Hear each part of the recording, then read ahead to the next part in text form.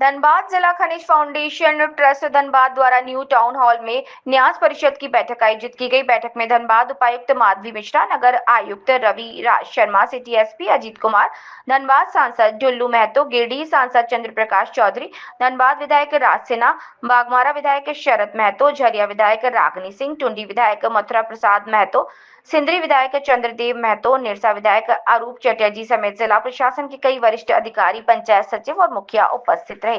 बैठक में जनप्रतिनिधियों ने अपने अपने क्षेत्र की समस्याओं को उठाया और जिला प्रशासन को डीएमएफटी फंड और योजनाओं में हो रही लापरवाहियों से अवगत कराया। खासतौर पर पेयजल योजना की धीमी गति के कारण जनता को हो रही परेशानियों पर चिंता जताई गई।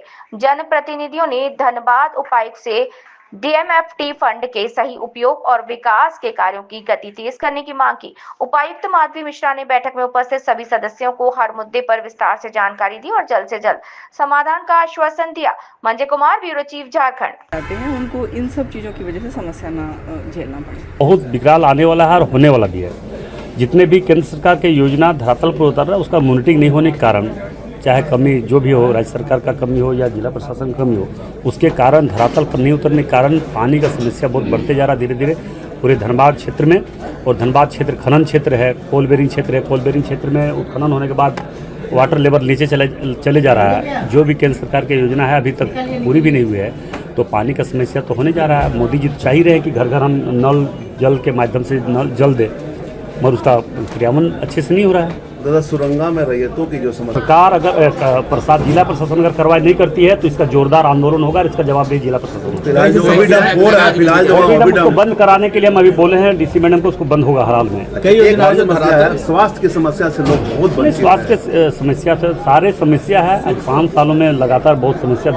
हमारे जनप्रतिनिधि हैं, मुखिया हैं और हमारे जिला परिषद या हमारे माननीय विधायक और सांसद सभी लोगों ने काफ़ी जोर दिया कि डीएमएफटी फंड का सदुपयोग होना चाहिए और जो भी योजना पूर्व में लिया गया है वह योजना पूर्ण क्यों नहीं हो पाया, किन कारणों से नहीं हो पाया, तो वैसे लोगों पर क्या कार्रवाई होना चाहिए, क्या कार्रवाई हुआ, इसके बारे में पूरी जानकारी हम लोगों को जनप्रतिनिधि को मिलना चाहिए। शिकायतें हैं लेकिन फिर भी हमारा फंड है, हम उसको सही ढंग से उसको धरातल पर उतारे, इसके लिए हम लोगों को प्रयास करना चाहिए। खरखरी वाले मामले में क्या कुछ काम हो गया, क्या चाह रहे हैं? देखिए, मैंने पहले ही कहा कि जो फॉर्मेलिटीज़ हैं, जो वहाँ के विस्थापित हैं, उनकी समस्याओं को बीसीसीएल कंपनी सुने, जिला प्रशासन सुने और लोगों पर सामंजस्य बनाकर, क्योंकि कोई भी प्रोजेक्ट आता है तो वहाँ के कितने लोग विस्थापित हुए, कितने लोगों को रोज़गार देना है, कितने लोगों को मुआवजा देना है, जो सारी प्रक्रिया है, फॉरेस्ट क्लियरेंस है, इन्वायरमेंट क्लियरेंस है, जो सारी प्रक्रिया हैं पूरी करें। क्योंकि प्रोजेक्ट बनने के बाद उसके बाद क्या इफेक्ट पड़ेगा उसका एनालिसिस, अभी सीएमपीडीआई का कोई रिपोर्ट नहीं आया, कुछ भी नहीं आया और इसके चलते ग्रामीणों में आक्रोश है। लोग चाहते हैं कि उनको उनका राइट और उनका जो अधिकार है वो मिले। आप लोग नहीं, ग्रीवांसेस ये है जो भी डीएमएफटी से फंड से काम हो रही है उसका हम लोग कोई आकलन नहीं कर पा रहे हैं। मतलब एक तो एक्शन टेकन रिपोर्ट हम समझते हैं जो होना चाहिए, जो ये मुद्दे उठाए गए थे और ये मुद्दे हुए, जो भी काम की प्रगति है वो भी होना चाहिए। द्वितीय है जो क्वालिटी, एक बहुत बड़ा इशू है। लोग 30%, 35% बिलों में चल जा रहे हैं और उसके बाद काम की जो क्वालिटी है वो काफ़ी ख़राब हो रही है। तो ये भी एक मुद्दा है, हमको लगता है जो डिस्ट्रिक्ट एडमिनिस्ट्रेशन को देखना चाहिए।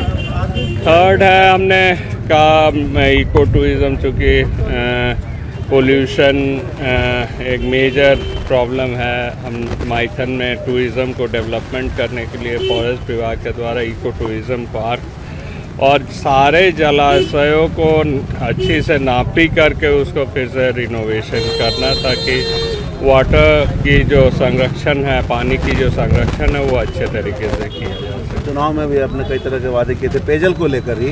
गोविंदपुर जलापूर्ति योजना की 7 साल हो गई, 2017 में सैंक्शन किए थे जब हम MLA थे, लेकिन अभी तक उसकी प्रगति 50% भी नहीं हुई।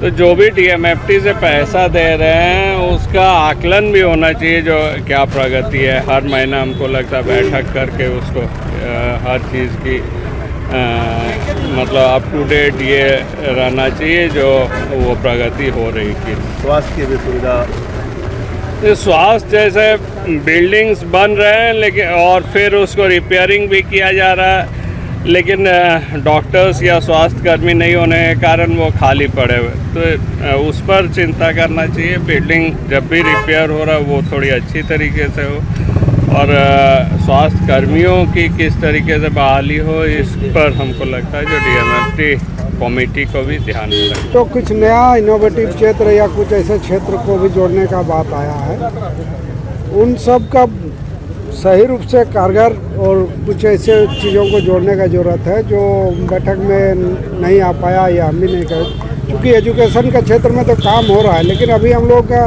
विशेष करके ग्रामीण क्षेत्र में देख रहे हैं हर एक पंचायत में बच्चे लोग ग्रुप बना करके तैयारी करते हैं। कहीं ना कहीं किसी का घर में किसी का यदि सरकारी कोई ऐसा उपलब्ध हो तो उस पर बैठ करके तैयारी कर रहे हैं। ये हर गांव या पंचायत स्तर पर हो रहा है, तो इसको और ज़्यादा बढ़ाने के लिए लोगों में शिक्षा का जागरूकता बढ़ा है, तैयारी कर रहे हैं। तो पंचायत स्तर पर यदि हम लोग लाइब्रेरी दे सकें जहाँ बच्चे बैठ के तैयारी करें तो हमको लगता है कि उस दिशा में और आगे बढ़ा जाएगा और लोग रोजी रोजगार का में भी करेंगे।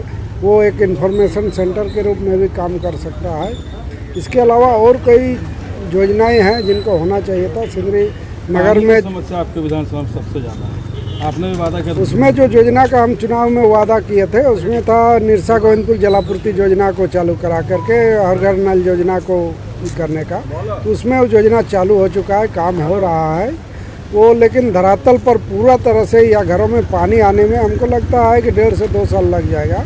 लेकिन योजना पर काम हो रहा है, तब तक या तत्काल अभी जो संकट है जल का, पेयजल का, उसके लिए जो पहले से साधन है उन साधनों को सुचारू करने का ज़रूरत है। चापाकल खराब है तो चापाकल को दुरुस्त करने का ज़रूरत है। जहाँ पाइपलाइन है अवेलेबल हो, कितना पानी पहुँच पा रहा है उसको देखने का ज़रूरत है कि यदि कहीं नहीं पहुँच पा रहा है तो कैसे पहुँचे।